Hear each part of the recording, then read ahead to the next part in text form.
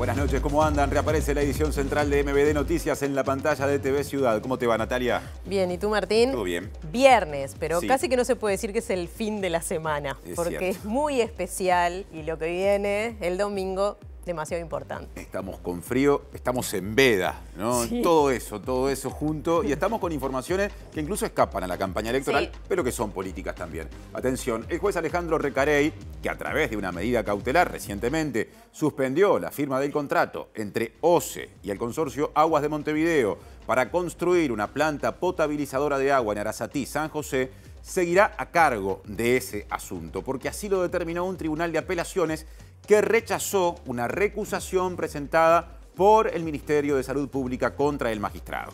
justamente la cartera del Ministerio de Salud Pública pretendía que Recarey fuera apartado del caso por considerarlo parcial, pero la justicia entendió que la solicitud no tenía fundamentos. De todos modos, el gobierno, a través de los Ministerios de Salud Pública y Ambiente y OCE, apelará la medida cautelar dispuesta por Recarey a pedido de las organizaciones sociales que se oponen al proyecto Neptuno. O sea que la cuestión de fondo todavía está pendiente. Todavía está pendiente, seguramente aparezca ese recurso en las próximas horas. Tenemos otros asuntos. Repasamos los titulares. Inumet pronostica una jornada muy fría para el domingo de elecciones, aunque sin precipitaciones ni vientos. En el centro y norte del país podrían alcanzar temperaturas bajo cero. Renunciaron 9 personas colaboradoras del consultorio jurídico de la Universidad de la República por diferencias internas y tras cuestionamientos a su rol, hechos desde el Consejo de la Facultad de Derecho. Personas residentes del asentamiento Nuevo Comienzo le pidieron respuestas al presidente Luis Lacalle Pou a reclamos de vivienda que datan de 2020. La Federación Médica del Interior alerta por lo que define como escasez de pediatras en el Hospital de 33, lo que afectaría la calidad asistencial. Integrantes del movimiento sindical presentaron un recurso a la Corte Electoral pidiendo que se les permita ratificar sus firmas a favor del plebiscito provisional. Uruguay ya se prepara para jugar ante Estados Unidos el próximo lunes por la Copa América, luego de su goleada 5-0 ante Bolivia registrada anoche. El presidente de Estados Unidos, Joe Biden, reapareció públicamente tras el debate que mantuvo con Donald Trump, afirmando que ganará las elecciones, mientras los analistas consideran que salió mal parado del encuentro. El presidente argentino, Javier Milei, definió como un hito la aprobación del proyecto de ley de bases en la Cámara Baja, lo que da luz verde a reformas económicas, aunque sufrió cambios durante el tratamiento.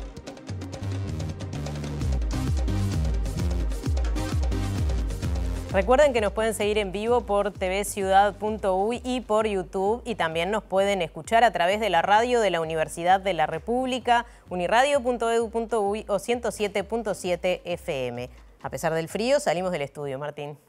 Para repasar qué cuentan desde los móviles en términos de adelanto. Empiezo por Diego Martini, acceso a la justicia como gran tema. Ya nos cuenta más Diego. Adelante, ¿cómo te va, Diego? Martín, Natalia, buenas tardes para todas y todos. Así es, una tarde muy fresca, por lo menos acá en Montevideo. Sé que en otras partes del país está más frío todavía, así que la recomendación para quienes salgan que se abriguen. Una noticia que vamos a compartir tiene que ver con la renuncia de al menos 9 personas colaboradoras del consultorio jurídico de la Universidad de la República, de la Facultad de Derecho, que tiene a Soledad Suárez y a Juan Raúl Williman. Casos que quedan, porque son varios casos que atiende el consultorio, y además estudiantes que quedan. De esto vamos a estar hablando con Soledad Suárez en unos minutos. Hoy es el Día Mundial del Orgullo LGBTIQ+, tema de móvil de Julieta Núñez Tomás. ¿Cómo te va, Juli? ¿Cómo estás, Martín? Muy buenas tardes para ti, también para Natalia. Acaba de iniciar aquí en el Centro Cultural de España, en la Ciudad Vieja, un evento llamado 55 años de Stonewall. Existe un orgullo desde el sur. Este evento recuerda ese momento en que la comunidad LGBTIQ+ de Estados Unidos de 1969 resistió a la opresión y a la violencia policial, y reflexiona y cuestiona lo que se está haciendo hoy en día vinculado al orgullo en nuestro país y desde aquí, desde el sur geográfico. Vamos a estar en unos minutos nada más hablando con integrantes de la organización de este evento, que viene de la mano de la Intendencia de Montevideo, la Secretaría de la Diversidad para la Diversidad y el Centro Cultural de España. Y sin violar la veda en este día que no hay publicidad electoral, Martín Duarte nos hace un adelanto sobre los aspectos generales de los jingles. ¿Cómo andás, Nati? Sí, hoy no tenemos las voces de los candidatos, pero sí vamos a tener la música que marcó la campaña.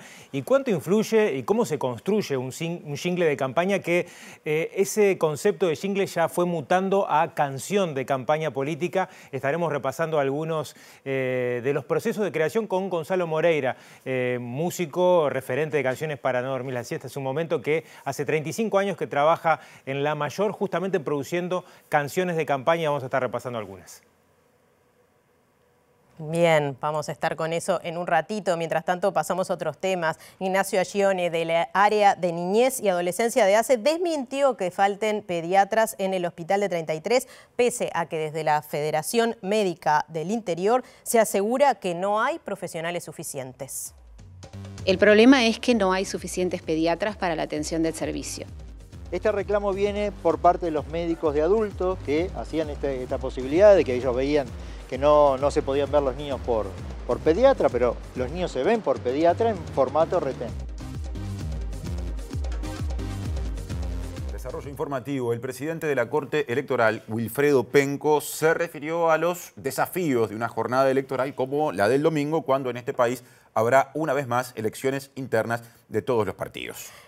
Penco abogó para que se superen los niveles promedio de participación en elecciones internas anteriores y adelantó que será un escrutinio complejo.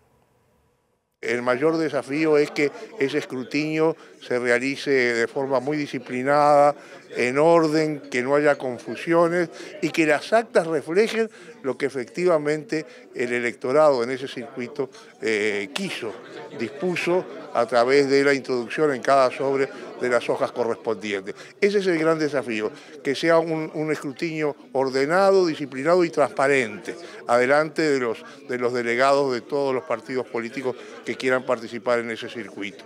Y también otro desafío, pero que ya se escapa a la Corte Electoral, es que participe la mayor cantidad de electores, tratándose de una elección no obligatoria. El escrutinio final, el oficial, sea un poco más largo. ¿Cómo se va a dar la coordinación entre ambos? El escrutinio en este caso siempre es largo, independientemente incluso de las hojas de votación que se presentan, porque estrictamente se han presentado algunas decenas más que en el 2019, no muchas más, pero son hojas de votación que no aparecen en todos los circuitos. Eso no quiere decir que no pueda haber dificultades en el ordenamiento, en el cuarto secreto de las distintas hojas de votación. Por eso es que recomendamos al elector que vaya con la hoja de su preferencia consigo, porque eso va a ser más rápido el propio acto del voto. Y el politólogo Jaime Jafé, docente e investigador de la Universidad de la República, destacó la participación política en nuestro país y dijo que eso se extiende hasta los movimientos sociales. También dijo que hay una alta utilización de los mecanismos de democracia directa y consideró a esta característica un rasgo identitario del sistema político uruguayo. No es una excepcionalidad, pero es una peculiaridad de nuestra vida política la frecuencia del uso de los mecanismos de democracia directa y la relativa facilidad con que se puede apelar a ellos para a veces modificar decisiones que han tomado los representantes electos. Pero este fenómeno de la participación que señala Miguel es muy importante y yo creo que se extiende al ámbito de los movimientos sociales. O sea, una de las particularidades de la política uruguaya es que hay una fuerte interacción entre el ámbito de la política partidaria y el de los movimientos sociales.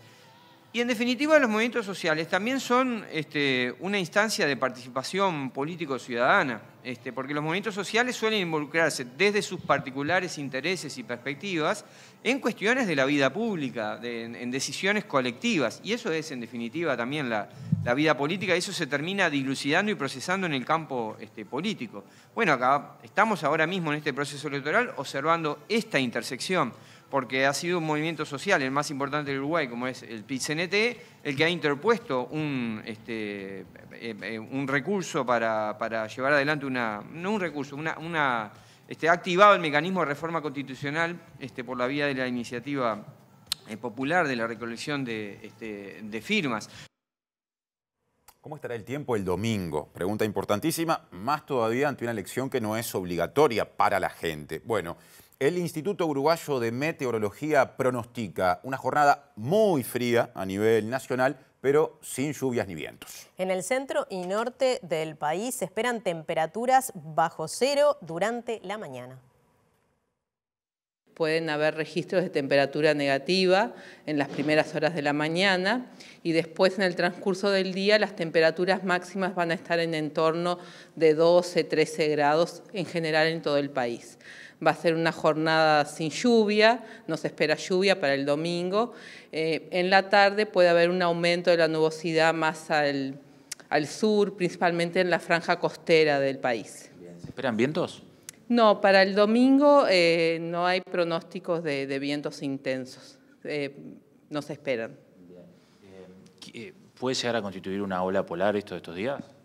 No, estuvimos analizando y de hecho desde el martes 25 hay un aviso a la población en la página web del instituto donde marca que a partir del viernes, que sería hoy, hasta el domingo se esperan que la temperatura vaya bajando, pero no llegamos a los umbrales para tener como una ola de frío característica.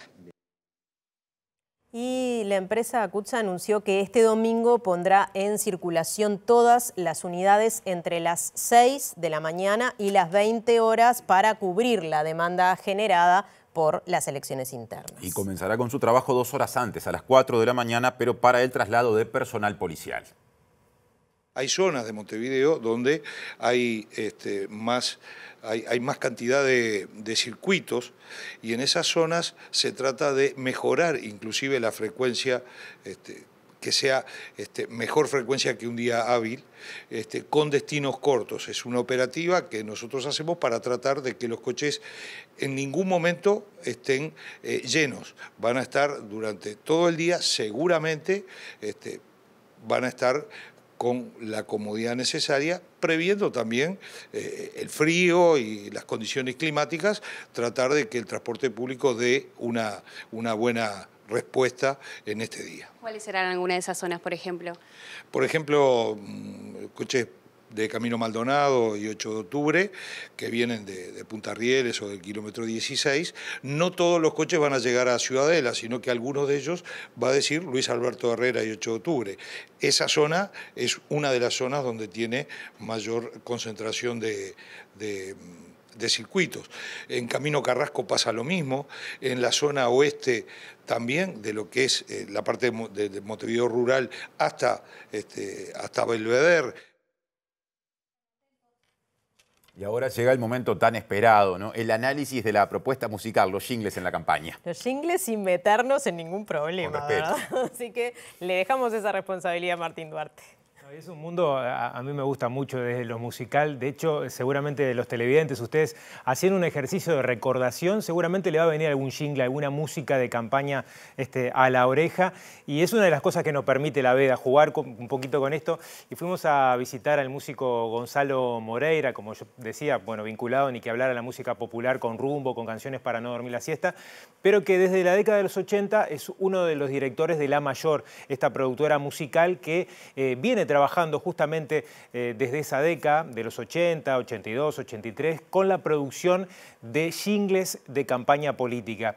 Él me hacía una corrección cuando utilizaba el término jingle porque cada vez más se parece más a una canción política y el efecto jingle de 20, 30 segundos pasó de lado a una canción que ya en promedio tienen entre los 3 y 4 minutos. De hecho, decíamos, 35 años trabajando justamente en la composición de temas y en el año 2024, bueno, ha trabajado para todos los partidos. Ha realizado los 3 jingles de los precandidatos del Partido Nacional, Laura Raffo, Álvaro Delgado y Jorge Gandini. En el Partido Colorado trabajó con Robert Silva, que fue uno de los más tempraneros, ya veremos cuándo se comunicó con él, Tabaré Viera, y también Guzmán Acosta y Lara.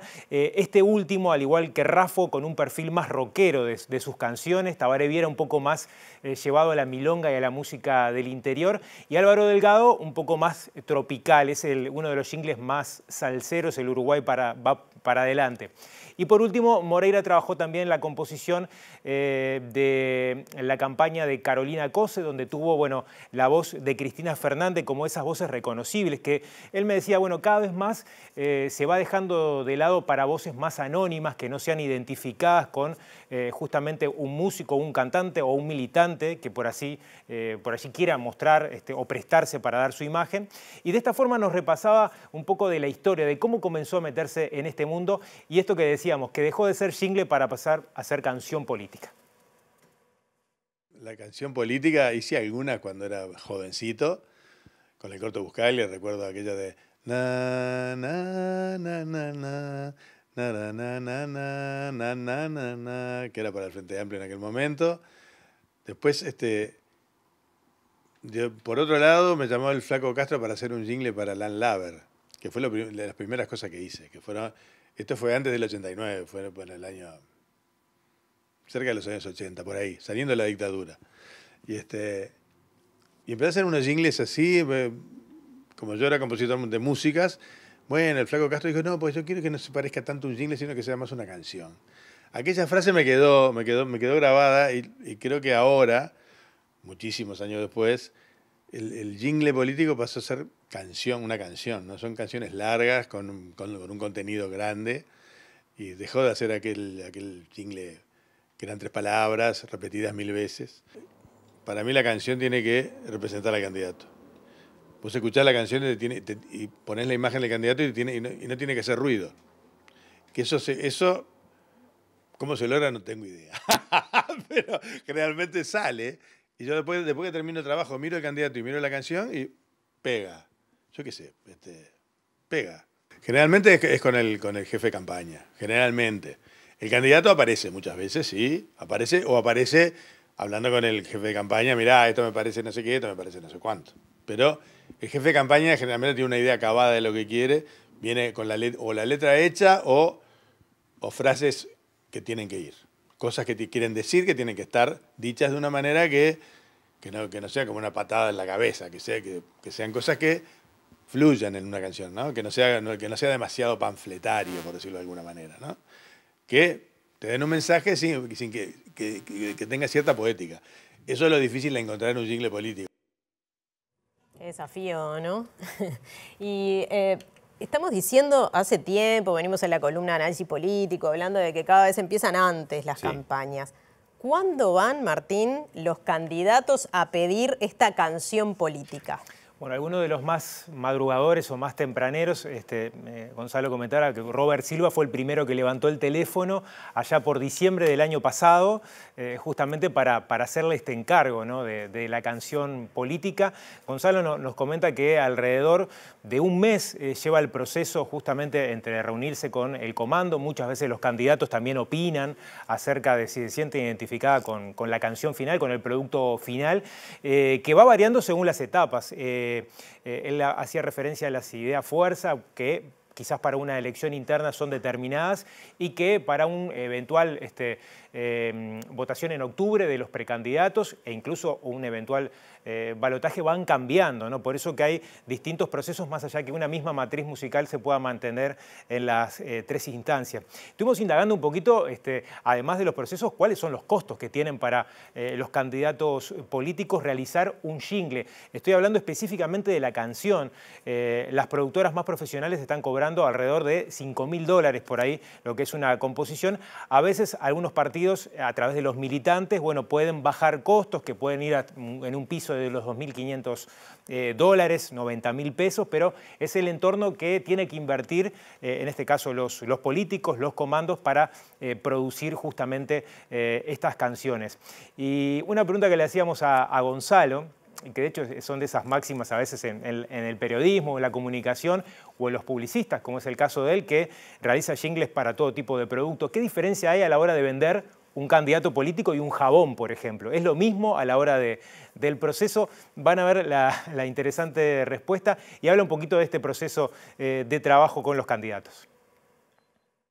La primera llamada fue el año pasado, que fue Robert Silva, que fue la primera canción que hicimos. Después, bueno, Guzmán Acosta y Lara. Después Tabaré Viera, Carolina Cose, Delgado, Raffo y Gandini. Siempre se habla de la diferencia, o no, me la podrás decir vos como publicista, entre vender un jabón y vender un político. ¿Es lo mismo? No, no es lo mismo, no es lo mismo. Pero el marketing sí es una misma cosa. El briefing, lo que quieren decir, sí, eso sí. El jabón capaz que quiere decir que limpia o no sé qué, no sé cuánto, capaz que lo quiere decir de una forma diferente.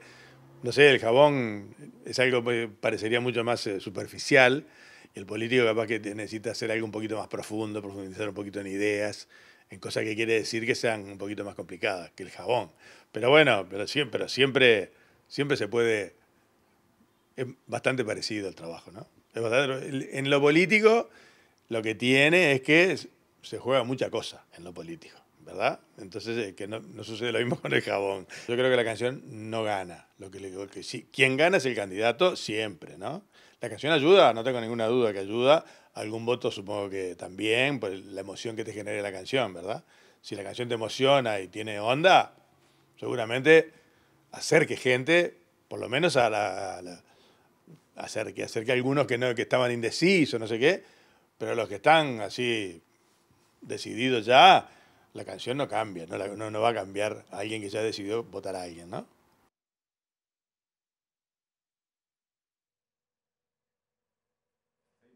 Viendo MBD Noticias, en un ratito saldremos de estudios para estar justamente atendiendo los asuntos que han sido anunciados desde nuestros móviles en esta jornada, que nos tiene por ahora siguiendo con mucho cuidado los acontecimientos políticos, porque efectivamente está en plena vigencia la veda electoral. Y ahora vamos a cambiar de tema. Les contamos que el director del Grupo Radar, Alem Mizrahi, aseguró que Uruguay está lejos de definir una política pública para educar en el uso crítico de redes sociales y consideró que esto debería ser parte de la formación desde la etapa escolar.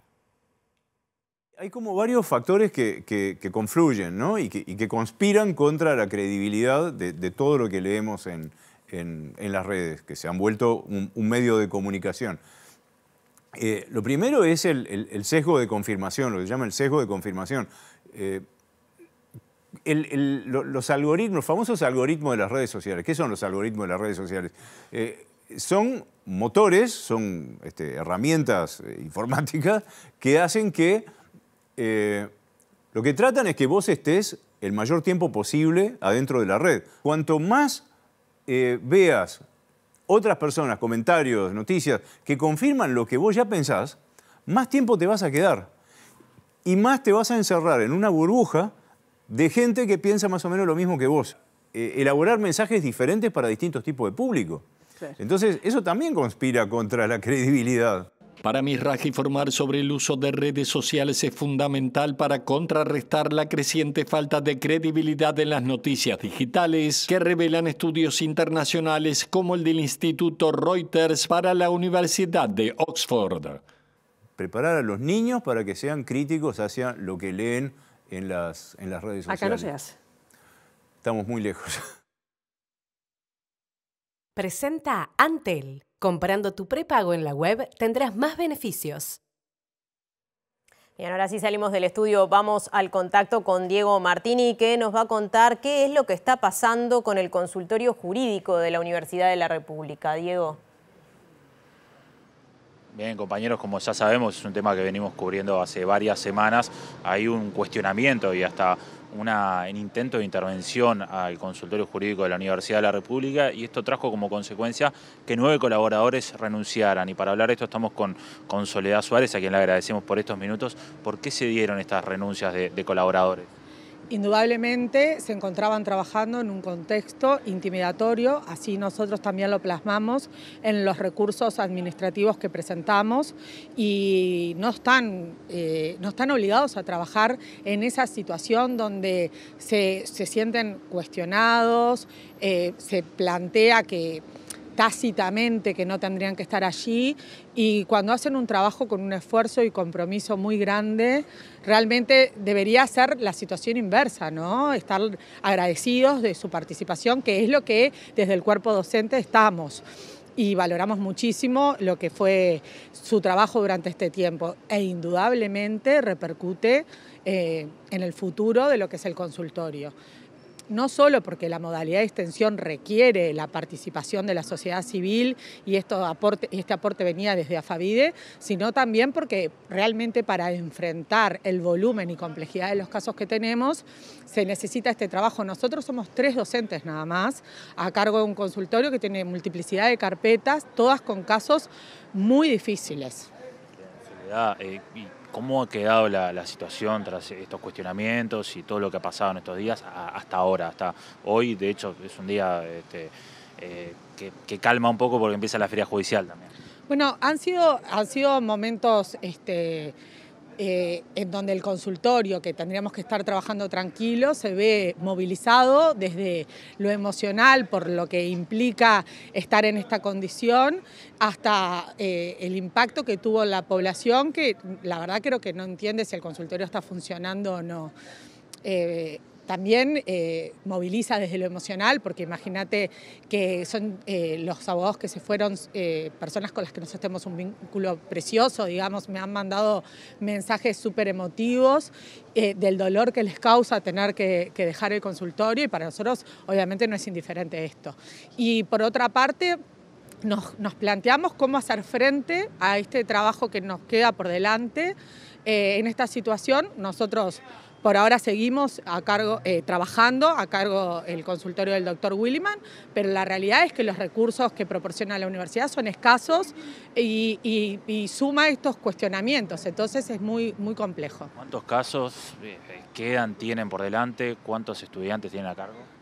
Bueno, tenemos, de voluntarios nos quedan 3 creo, o 4, y de estudiantes, el número no lo sé exactamente, pero deben ser 30, una cosa así. Y la cantidad de casos se estará cerca de los 200. Activos son más de 100 seguro. Y dentro de eso tenemos causas muy complejas, como es Océano, por ejemplo.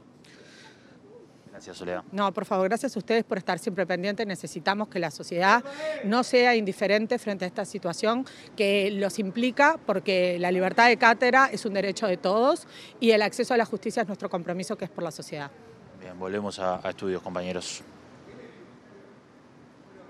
Antel. Comprando tu prepago en la web tendrás más beneficios.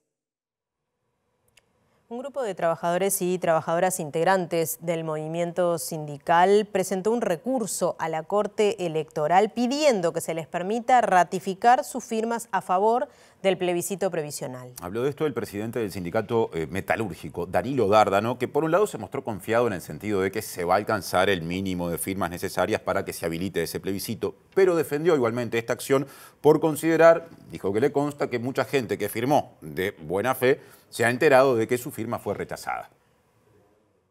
Tenemos decenas de compañeras y compañeros que firmaron y que de alguna manera fue anulada o rechazada su firma, y por lo tanto comenzamos a colocar ese recurso en el día de hoy. Esperamos que no sea necesario, porque seguramente en pocas horas ya vamos a lograr las firmas, pero igualmente ya estamos armando toda la logística para enviar más compañeras y compañeros nuestros. Seguramente no sea necesario, pero igualmente comenzó como sindicato metalúrgico, y otros sindicatos creo que van a hacer lo mismo, llegar ahí a la Corte Electoral y ratificar su firma. ¿La huella digital a futuro es una cuestión a revisar para que brinde más garantías? Sí, seguramente. El presidente del sindicato metalúrgico entiende que para evitar dudas al momento de revisar las firmas, a futuro podría ser útil incorporar la huella digital durante las campañas de obtención de las adhesiones. Puede ser más engorroso el pedido de la firma, toda la logística necesaria, a veces hay gente que inclusive no se quiere ensuciar la mano, pero es más seguro y tiene más garantías, porque para nosotros realmente esto que está sucediendo nos llama la atención, pero bueno, no estamos acusando a nadie ni hablando mal de nadie, simplemente queremos tener la posibilidad de que aquellos ciudadanos y ciudadanas que firmaron, bueno, tengan la garantía de que su firma es validada, porque si no después andan muchos bolazos en la vuelta, inclusive de algunos dirigentes importantes de partidos políticos de este país que están tirando cualquier fruta, hablando mal y pronto. Ahora cambiamos de tema, pasamos al asunto de portada, uno de los temas más importantes de la jornada. El juez Alejandro Recarey va a seguir al frente del caso vinculado al proyecto Neptuno, pocos días después, el supuesto, de que, como se sabe, dictó una medida cautelar que de momento suspendió que se haga esa obra de una planta potabilizadora. Y esto es noticia porque justamente es la consecuencia de que fue rechazada una recusación contra Recarey presentada por el Ministerio de Salud Pública. Sí, desde el Ministerio pretendían que Recarey fuera apartado por considerarlo parcial, pero la justicia entendió que la solicitud no tiene fundamentos. El Ministerio de Salud presentó una recusación contra el juez Alejandro Recarey con el argumento de que este no es garante de imparcialidad por su enemistad y animosidad contra la cartera. En su alegato, el Ministerio alude a fallos anteriores del juez contra el organismo, como el que obligó a suspender la vacunación infantil contra la COVID-19. El Tribunal de Apelaciones en lo Civil de cuarto turno rechazó la recusación presentada por la cartera por considerarla infundada. El lunes pasado, Recarey dejó en suspenso la firma del contrato entre OCE y el consorcio Aguas de Montevideo, en el marco del proyecto Neptuno, que impulsa la construcción de una planta potabilizadora de agua en Arasatí. La medida cautelar de no innovar fue presentada por la Comisión Nacional en Defensa del Agua y la Vida y el colectivo Tucutucu contra los Ministerios de Salud Pública y de Ambiente y OCE. El gobierno, a través de estos organismos, apelará la medida. A su vez, el próximo mes, las organizaciones sociales demandantes iniciarán un juicio con el mismo objeto que la medida cautelar, suspender la firma del contrato para impedir la realización del proyecto Neptuno. Y el paleontólogo Daniel Perea alerta que el avance del proyecto Neptuno podría afectar el valor patrimonial y la riqueza arqueológica de la zona de Arasatí, en el departamento de San José, donde existe un reservorio de fósiles con reconocimiento mundial. Claro, Perea propone que allí se desarrolle un ecoparque y que el Ministerio de Educación y Cultura lo declare patrimonio histórico. La playa de Arasatí se estudia desde hace décadas por su riqueza arqueológica y paleontológica a nivel mundial.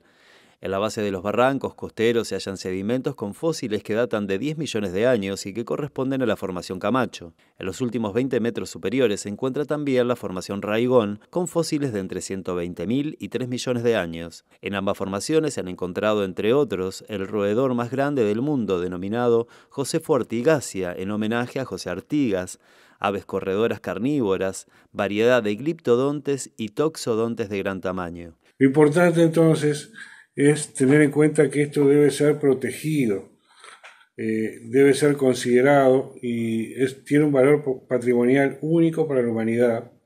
Por tanto, cualquier movimiento que se haga ahí debe ser muy cuidadoso en cuanto a la afectación de esos terrenos que contienen esa gran cantidad de fósiles. Desde el 2022 se han hecho propuestas para proteger esta zona, que al momento no han tenido respuesta de las autoridades. Perea dijo a MDB de Noticias que también considera solicitar ante el MEC la calificación de patrimonio histórico para la zona. Veíamos que en los proyectos que se hacían para esta obra no había un estudio de impacto paleontológico con el tema del proyecto Neptuno Arasatí. Sería ideal que esto fuera parte de un geoparque, una zona que tiene un interés geológico y paleontológico, como decía, no solo a nivel nacional, sino que es a nivel mundial. Ahora cambiamos de asunto. Les contamos que personas residentes del asentamiento Nuevo Comienzo, ubicado en el oeste de Montevideo, le reclamaron respuestas al presidente Luis Lacalle Pou luego de una serie de planteos que le hicieron en 2020 vinculados a dificultades en el acceso a la vivienda cuando comenzó el proceso de desalojo de ese asentamiento. Según la vocera Fabiana Molina, que habla en nombre de más de 100 familias, el colectivo aún espera la solución a la que se comprometió Luis Lacalle Pou. El planteo que le hice, que hace 4 años y medio que vivimos del lado de San Fuente, Nuevo Comienzo, 5 cartas le entregué en mano, sin respuestas, más allá de que vamos a ver qué hacemos, te vamos a ayudar, pero solo eso. La última carta se la entregué acá cuando vino a inaugurar el hospital. Él me dijo que se le había pasado al ministro de Vivienda, nunca me llamó, nunca un mensaje, nada. Yo le mandé un par de mensajes al ministro, nunca me los contestó. Y como él sabe, esto es todo un barrio. Acá se cambió el nombre, pero era todo un nuevo comienzo. De este lado sí solución, de aquel lado no. no tenemos luz, agua y seguimos a la misma. En mi parecer esto de hoy es una fachada. ¿De cuántas familias estamos hablando? Del lado Nuevo Comienzo somos 250 familias, más de 150 niños. ¿El pedido es luz y agua puntualmente? No, aparte de la luz y el agua, una vivienda digna, ¿no? Porque incluso hoy lo invité para que fuera para aquel lado, no me respondió tampoco. Una casa digna. ¿De hace mucho tiempo está esta situación? Va a ser 5 años, el 17 de enero del 2020. ¿Y actualmente la conexión a la luz y el agua es irregular? Claro que es irregular, estamos todos enganchados. ¿Y en UTE no han tenido respuestas? A UTE, he llamado a UTE, hemos entregado carta, todo, pero para el lado de Nuevo Comienzo no hay solución. En Ciudad Vieja, conversatorio por el Día Mundial del Orgullo LGBTIQ+, y allí está Julieta Núñez Tomás. Adelante. Así es, Nati, muy buenas tardes. Bueno, dejamos el conversatorio seguir su rumbo aquí abajo. Les cuento que además va a tener varias instancias este mismo conversatorio, porque va a haber una instancia de música y una instancia de poesía también en este Día del Orgullo. Y estamos con Sergio Miranda, que es director de la Secretaría para la Diversidad de la Intendencia de Montevideo. Sergio, la consigna de hoy es a 55 años de Stonewall. ¿Hay un orgullo, existe un orgullo desde el sur? ¿Cuál es tu respuesta para esto? Bueno, quisimos llamarlo así, orgullo y sur con mayúscula, además, porque el orgullo LGBT es un orgullo político, no político partidario, es un orgullo que tiene que ver con la identidad, con el derecho a ser. Y la mirada desde el sur, digamos, como nos parece importante resaltar al nivel de lo regional y de lo local también, tener una mirada propia sobre los temas que tienen que ver con población LGBT en un contexto difícil, donde a nivel regional, donde hay como muchas amenazas. Esto es a nivel mundial, Uruguay está en el mundo, por lo tanto Uruguay no está exento de estos temas. Han existido recientemente hechos muy violentos con población LGBT en Uruguay, particularmente con las personas trans, siguen sucediendo, siguen expulsando esas identidades trans de los hogares, del trabajo, de la salud, eso sigue sucediendo. El promedio de hoy, en el Uruguay de 2024, el promedio de vida de una persona trans sigue siendo 35-40 años, eso no puede seguir pasando, eso nos interpela a todos como sociedad y bueno, y ahí desde la responsabilidad de la política pública en este caso y de lo que hacemos desde la Intendencia de Montevideo en ese momento es, bueno, la Secretaría de Diversidad es la unidad de la Intendencia que trabaja con población LGBT y bueno, y hemos estado desde el comienzo de esta administración atajando y proponiendo políticas públicas que tienen que ver con salud, trabajo y cultura y bueno, en momentos como este es donde el Estado y la política pública tiene que estar más presente que nunca, ¿no? Entonces, bueno, por eso estamos trabajando y nos pareció importante conmemorar este día de esta manera. Siempre en estos conversatorios se escucha esto, bueno, tenemos un problema grave entre la diferencia del avance de alguna manera de la legislación y la realidad concreta de las personas de la comunidad de nuestro país. ¿Cuál es el paso que resta para hacer ese clic, ¿no? Porque hace mucho que se viene diciendo esto. Sí, bueno, el marco legislativo es fundamental, importante, es lo que, digamos, después está el cambio cultural. Y sobre todo la presencia de políticas públicas, la presencia del Estado, ¿no? O sea, el Estado es el responsable de que las leyes se cumplan. Es muy evidente, por ejemplo, en el caso de la Ley Integral para Personas Trans, que no se cumple. Tiene que ver con los cupos que hay para los llamados laborales, tiene que ver con el derecho a la vivienda, a la salud, a la cultura. Existe la ley, pero falta aplicación real y concreta. Entonces creo que el paso que hace falta, además del cambio cultural, es un Estado fuerte que proteja, defiende y garantiza los derechos básicos, ¿no? Estamos hablando de salud, trabajo, vivienda, acceso a la cultura, y estamos hablando de personas, ¿no? Y hay realidades como muy complejas que tienen que ver, por ejemplo, con las vejeces, ¿no? Con la vejez de las personas LGBT, particularmente con las personas trans. Porque primero que nada hay que ver si las personas trans llegan a ser viejas, por esto que hablábamos recién. O sea, es muy interpelante como sociedad y bueno, la responsabilidad de la política pública y del Estado es estar presente y garantizar eso. O sea, que el paso que hay es que estas cuestiones que tienen que ver con lo legislativo se aplique y trabajar mucho en la educación desde la educación, en los centros educativos, en todos los órdenes, en la formación docente, los temas de diversidad, por ejemplo, en la formación docente, en la formación de la medicina, de la psicología, no están estos temas, no están en las currículas. Hay cuestiones optativas, satelitales, pero no están en las formaciones. Nos parece fundamental que trabajar por eso, por una sociedad más inclusiva, diversa, igualitaria, que es lo que nos enriquece como sociedad, además. Mientras más diversa y más inclusiva sea una sociedad, más rica es, los conflictos se resuelven más rápido, hay una mejor convivencia. En eso de mejorar la convivencia, ¿no? que tanto se habla estos días, nos parece, este es un elemento fundamental para eso. Perfecto, Sergio, nos quedamos con todos estos conceptos en el día de... Bueno, muchas gracias a Julieta y al equipo. Vamos a cambiar de tema. Les contamos que la Federación Médica del Interior denuncia graves carencias asistenciales en el hospital D33, especialmente en el área pediátrica. Sí, hace planteo, digamos que sortear temporalmente esta situación recurriendo a tercerizaciones, pero desde la gremial médica mencionada entienden que eso no soluciona el problema de fondo. El problema es que no hay suficientes pediatras para la atención del servicio. En este momento, hasta la semana pasada, se contaba con 4 pediatras para cubrir un servicio que implica la atención de la puerta de emergencia, las internaciones de los niños en el hospital, que hay 8 camas de internación, y la atención de los partos.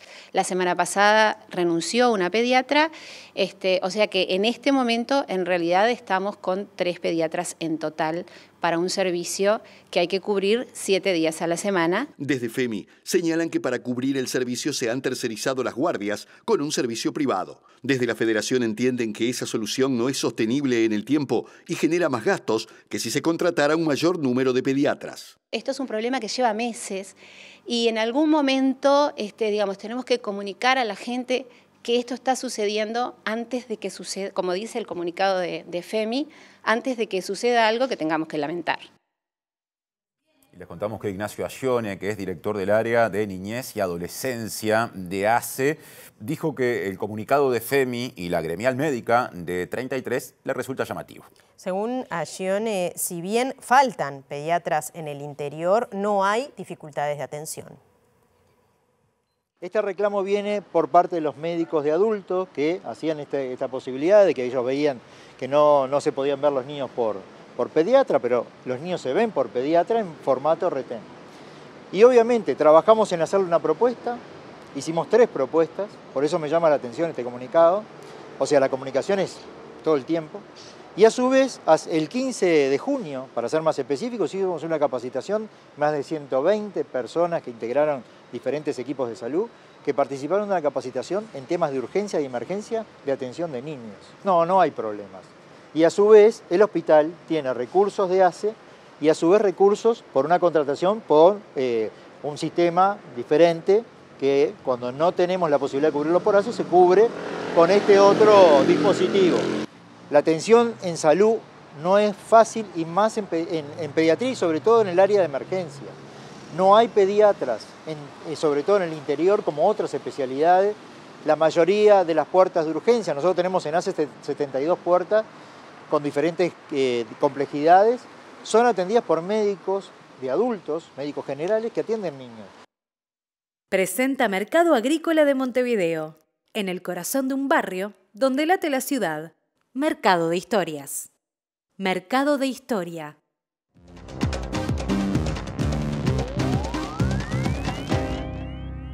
¿Qué tal? Buenas noches. Abrimos el capítulo internacional. El presidente de Estados Unidos, Joe Biden, reapareció hoy en Carolina del Norte tras el debate que tuvo anoche con el expresidente Donald Trump y dijo que se tiene fe para ganar las elecciones, aunque esa fe no la tienen tanto sus seguidores en el Partido Demócrata, que luego del debate de ayer empezaron a entrar en dudas si la capacidad cognitiva del presidente va a poder alcanzar para llegar a las elecciones de noviembre. Esto en medio de un debate que estuvo cargado de insultos, de poco contenido, de pocas propuestas, salvo en aquellos temas más urticantes para Estados Unidos y para los candidatos, como puede ser, por ejemplo, la migración migración, la economía, la guerra, pero no hubo muchas propuestas más que un intercambio de insultos en determinados momentos, pero por sobre todas las cosas, las dudas que se plantean con respecto a lo que puede hacer Joe Biden, que estuvo confuso, que hubo momentos ininteligibles de lo que decía. Bueno, todo eso es lo que ha dejado el debate que se generó ayer con mucha anticipación en la CNN y que ha dejado muchas dudas con respecto al resultado final. Todo apunta a que Trump salió ganador del debate.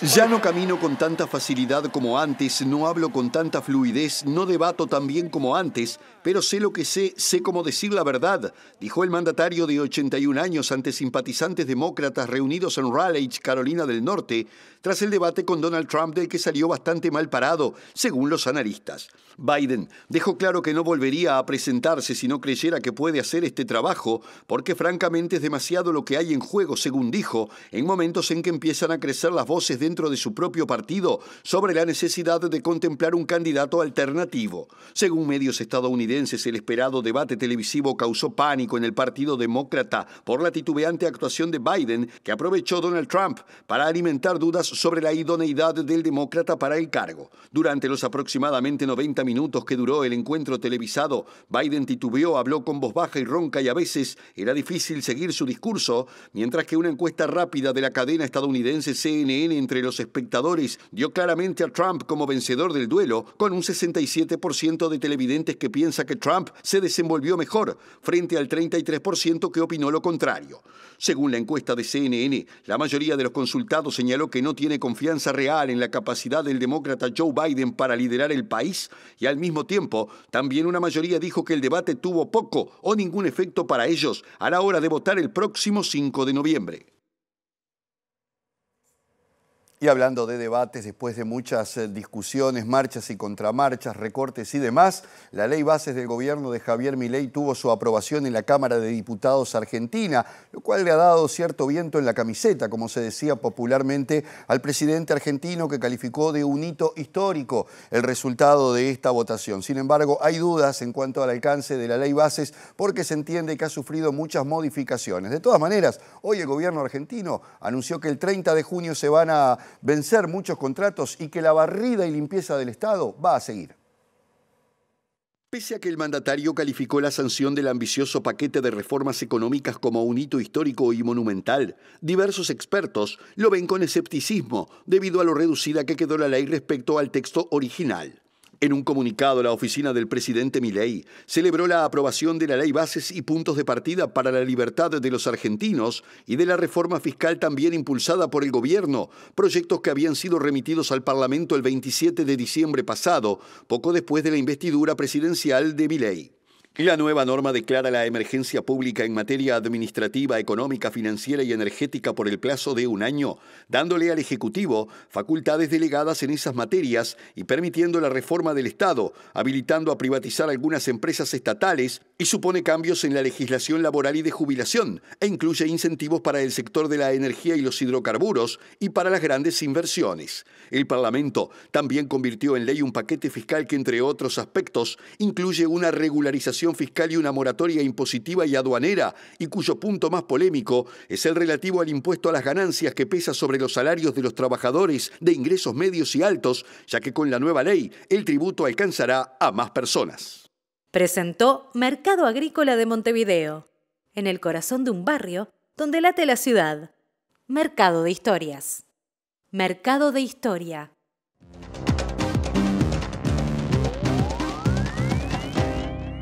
Columna cultural con mezcla de política y fútbol. Lo va a hacer Valeria Tanco. ¿Cómo andás, Vale? ¿Cómo andás? ¿Todo bien? Todo bien. ¿Vas a mezclar? Voy a mezclar, voy a hacer una mezclita muy rápida. Tengo material como para hacer 50 columnas de estas, porque esto es convocante para nosotros los uruguayos. Me gusta mucho esa mezcla, ¿eh? Me gusta mucho. Sí, vamos a hacer varias. Aunque los manuales del periodismo deportivo dicen que no hay que mezclar, se mezclan solos hace tiempo, en realidad. Solito, hace mucho tiempo. A eso vamos a llegar después, pero vamos a empezar por una que es lo que queremos ser en esta Copa América, campeones. Ojalá. ¿No?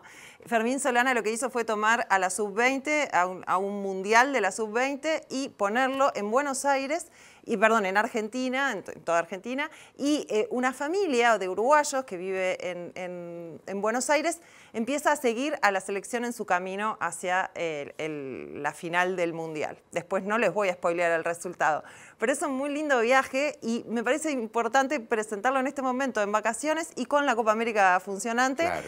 Esto que le gusta a los chiquilines de que se copan con el fútbol en este momento, bueno, es una buena manera también de invitarlos a leer, ¿no? Es lindo ese gancho y que se inspira aparte en algo muy fresco que es la consagración de la sub-20 uruguaya. Exactamente, o sea que por todos lados cierra. Y bueno, y además eso, para ponernos con esa vena de campeones. Antes de tiempo no, pero de campeones. Exacto. A futuro. Y ahora sí, hacemos ese viaje hacia el fútbol y la política con una recomendación de no ficción que es Fútbol, Identidad y Poder, 1916-1930. Es un libro de Andrés Morales, es una investigación que lo que hace es hacer esta relación, este vínculo del fútbol, la política y la construcción de la identidad uruguaya en estos años tan fundamentales para esas tres asuntos. Totalmente. ¿No? El año del centenario de 1930, después todo el camino desde la creación de la AUF, el cisma en el fútbol uruguayo, todo lo que pasó, la ida a París y como la consagración de Uruguay a nivel internacional de esa manera, todo el viaje de ese fútbol y cómo se fue mezclando con la política en todos esos años así tan importantes para todos, para la creación de nuestra identidad, básicamente. Sí, de hecho hay una serie de leyes, legislación social que viene a calzar perfecto con ese momento de expansión del deporte. Las 8 horas, por ejemplo, ¿no? Fíjate vos, toda la gente que se volcó a un deporte llamativo como el fútbol y nuevo todavía. Ahí está, y después la construcción del Estadio Centenario, nuestro primer mundial, en fin, todo eso, ¿no? Entonces, bueno, muy recomendable este trabajo de Andrés Morales, que tiene unos años ya. Y ahora nos vamos a un estreno, a algo que se acaba de publicar hace poquito tiempo, que en realidad viene de dos obras de Leandro Delgado que él unió en este libro que se llama Alerta Elecciones y que había publicado en diferentes formatos y en diferentes momentos anteriores. Este es un libro de ficción, por supuesto, y une a estas dos obras, que son el cuento Alerta Naranja, que fue publicado en un libro de relatos breves en 2015, que se llamaba Alerta Naranja, como este cuento, y que en esta versión se expandió y creció, es un cuento que creció y se expandió. Es un fantasma de un escritor, de un poeta que visita a alguien que editó sus obras, ¿no? que editó trabajo sobre su obra y bueno, y fue a ver si estaban bien transcriptas las obras de este poeta y él llega desde el 900 hasta acá a interpelarlo y bueno, es una escena deliciosa y es un cuento increíble. Y la novela corta Elecciones Internas, se llama Elecciones Internas además, es un poeta que está en una Montevideo desierta y se le aparecen o imagina a 3 candidatos que están en contienda por las internas, por las elecciones internas.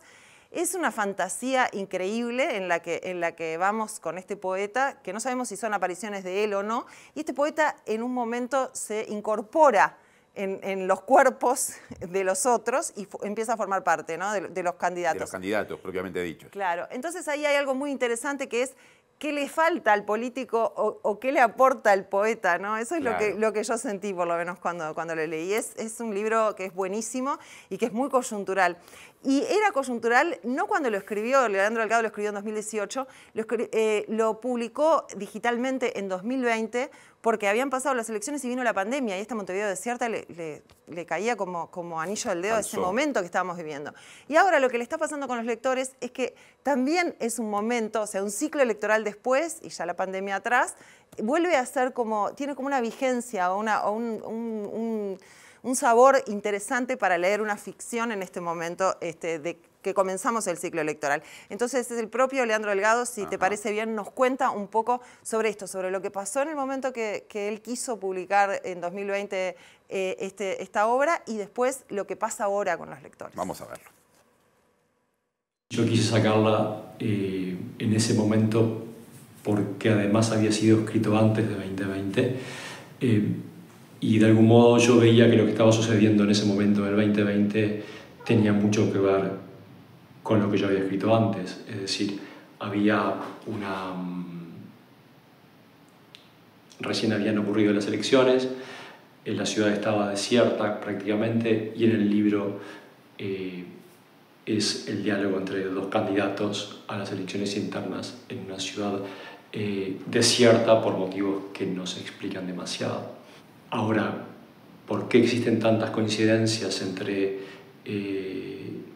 lo que la gente interpreta con respecto a lo que está sucediendo hoy y la forma en que está leyendo esta novela hoy respecto a algo que fue escrito hace 8 años quizá?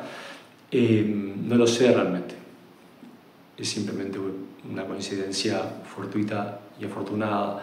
En todo caso es importante mencionar que el poeta es un poeta adivino y por lo tanto adivina el futuro, pero además de adivinar el futuro puede provocar el futuro con la poesía que escribe, y allí empiezan todos los problemas existenciales, en el sentido de que el poeta no sabe si lo que escribe anuncia o provoca lo que va a ocurrir más adelante.